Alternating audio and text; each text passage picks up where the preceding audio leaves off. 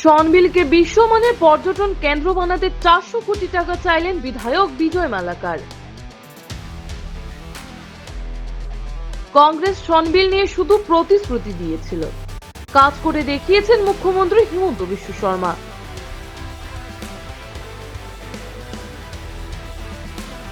নমস্কার, আপনারা দেখছেন নববার্তা টুডে, সঙ্গে আছি আমি সুস্মিতা।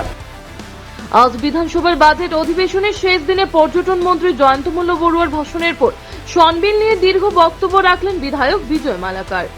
গত 24 থেকে 26 ফেব্রুয়ারি 3 দিনের সনবিল উৎসব আয়োজন করার জন্য তিনি প্রথমে মুখ্যমন্ত্রী হিমন্ত বিশ্ব শর্মাকে ধন্যবাদ জানিয়ে বলেন, স্বাধীনতা দীর্ঘ 75 বছরে কংগ্রেস শুধু প্রতিশ্রুতি দিয়ে গেছে, বিজেপি ক্ষমতায় আসার পর থেকে ভাগ্য পাল্টাচ্ছে সনবিলের। হিমন্ত বিশ্ব শর্মা পূর্তমন্ত্রী থাকার সময় সনবিলের যোগাযোগ ব্যবস্থার উন্নতি হয়েছে। গত 1 বছর আগে মুখ্যমন্ত্রী নিজে সনবিল পরিদর্শন করে বলেছিলেন যে সনবিল শুধু অসমে নয়, সমগ্র দেশের সম্পদ। মুখ্যমন্ত্রী সেই উক্তির রেস্ট টেনে বিজয় বলে, সনবিল শুধু অসমের নয়, ভারতের নয়, সমগ্র বিশ্বের। তাই এই সনবিলকে বিশ্বমানের পর্যটন কেন্দ্র হিসেবে গড়ে তুলতে আগামী বাজেটে 3 থেকে 400 কোটি বরাদ্দ দেওয়ার দাবি জানান বিধায়ক বিজয়। মাননীয় মন্ত্রীর সমর্থন জানিয়ে এবং ধন্যবাদ জানাচ্ছি এই বিল আনার জন্য। সঙ্গে ছোট্ট একটা ডিমান্ড আপনার মাধ্যমে আমার মাননীয় মন্ত্রীর কাছে রাখবো।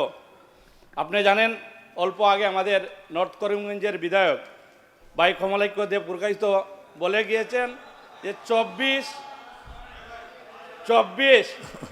থেকে 26 ডোনার মন্ত্রণালয় এবং আসাম ইউনিভার্সিটির দ্বারা সনবিল উৎসব পালিত হয়েছে এবং খুব সুন্দরভাবে হয়েছে, সফলভাবে হয়েছে।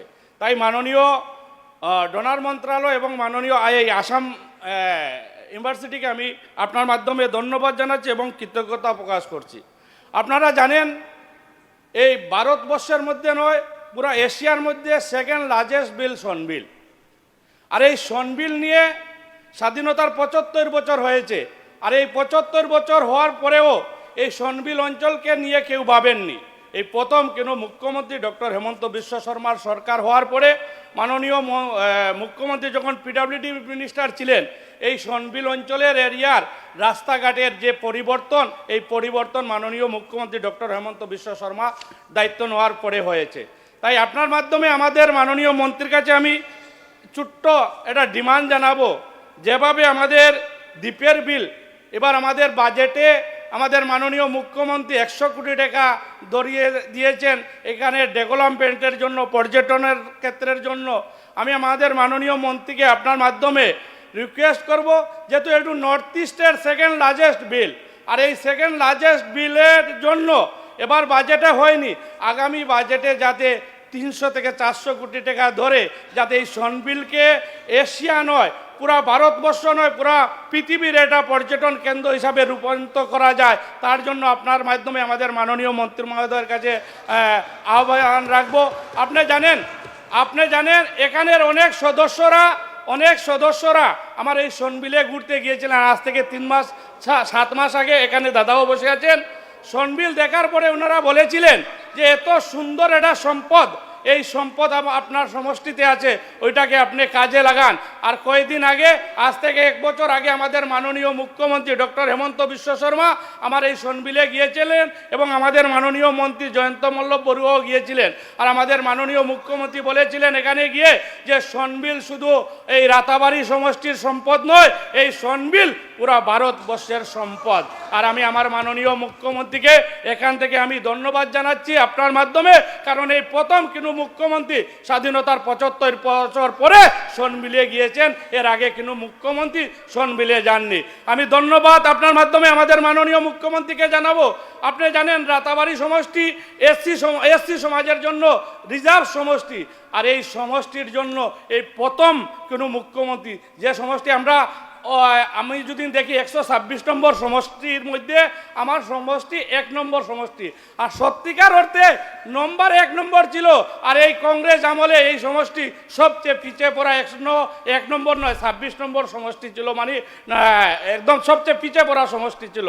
আর এই মাননীয় মুখ্যমন্ত্রীর আশীর্বাদে আপনারা জানেন এই আগামী মার্চ মাসের 1 তারিখ আমাদের মাননীয় মুখ্যমন্ত্রী আমার সমষ্টিতে যাবেন, গিয়ে 550 কোটি টাকা ব্যয়ে মেডিকেল কলেজ কলেজের শিলান্যাস করবেন। তাই আপনার মাধ্যমে আমাদের মাননীয় মুখ্যমন্ত্রীকে আমি ধন্যবাদ এবং কৃতজ্ঞতা জানাচ্ছি।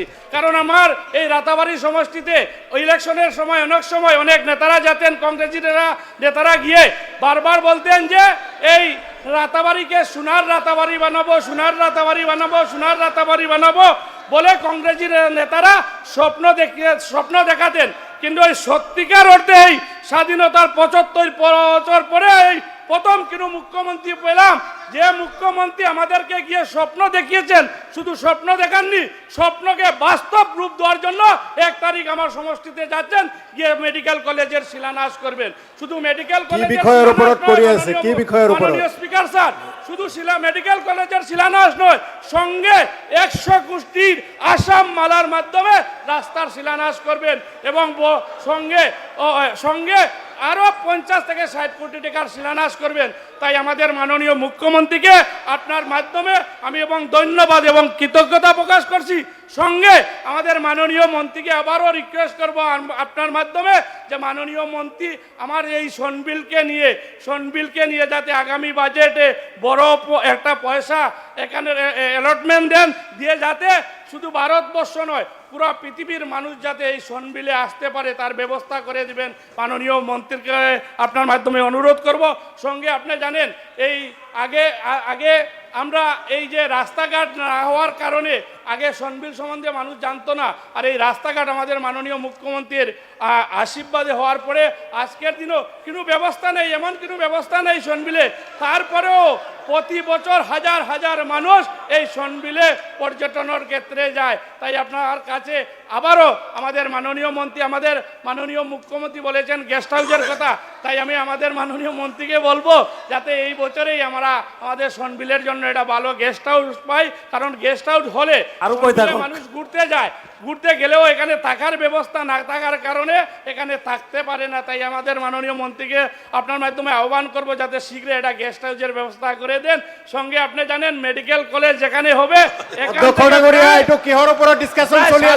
6 থেকে 7 কিলোমিটার দূর, কিহৰ ওপৰত ডিসকাশন চলি আছে?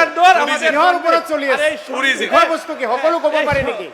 যাই হোক, আরে ভাই আপনার সময় তো আমি ডিস্টার্ব করিনি, কেন আপনি ডিস্টার্ব করছেন? কেন আপনি ডিস্টার্ব করছেন? প্লিজ অনারেবল মেম্বার, একো কৰা নাই। এছিয়াৰ দ্বিতীয় ডাঙৰ বিল পাতৰো চাউন বিল কিয় একো কৰা নাই? প্লিজ ওকিল বাবু আপনি কেন ডিস্টার্ব করছেন? কেন ডিস্টার্ব করছেন? বলেন কিছু না। আপনার এত সমস্যা কি? আমি আমার সমস্যা বিজয় মালাকার স্পিকার দিকে সাপোর্ট কৰিছে, সাপোর্ট কৰিছে। ওইদিকে দেখেন, ওইদিকে দেখে বলুন, ওইদিকে দেখেন, ওরাকে দেখবেন না। বলে মাননীয় স্পিকার স্যার, মাননীয় সদস্য বলে যখন আমরা সিএম বললেও ডিস্টার্ব করেন, না না ওইটা বলবেন না, আপনার বললে ডিস্টার্ব করেন, বিষয়টা বলবেন, বিষয়টা বলেন। আগে যে উনি বলেছেন এই যে আংটির কথা, না না আমি না মনে করি উনাকে বিলের সম্বন্ধে বলেন। সমস্যা দূর হবে। ভালো করে যদি উনি কুস্তি দেখান, ভালো করে যদি জ্যোতিষ দেখান, আরে এই যে পিং পং করেন, যে এই পিং পং না এমনি আপনাকে ডিস্টার্ব দিচ্ছে। আপনি এখন বিষয় উপরে বলেন, বিষয়ের উপরে, বিষয়ের উপরে। আমার দাদা বলেছেন কামাখ্যা মন্দিরে গিয়ে ভালো করে যদি পূজা দিয়ে যদি এই আশীর্বাদ হাতে লাগান, তাহলে এই যে সমস্যা আমরা যে মির্গি রূপ টাইপ যে সমস্যা, এই সমস্যা সমাধান হবে। ধন্যবাদ স্পিকার স্যার, আপনি আমাকে সময় ধন্যবাদ। আবারও আমার মাননীয় মন্ত্রীর কাছে আমি আরো শেষ করি না এখনো।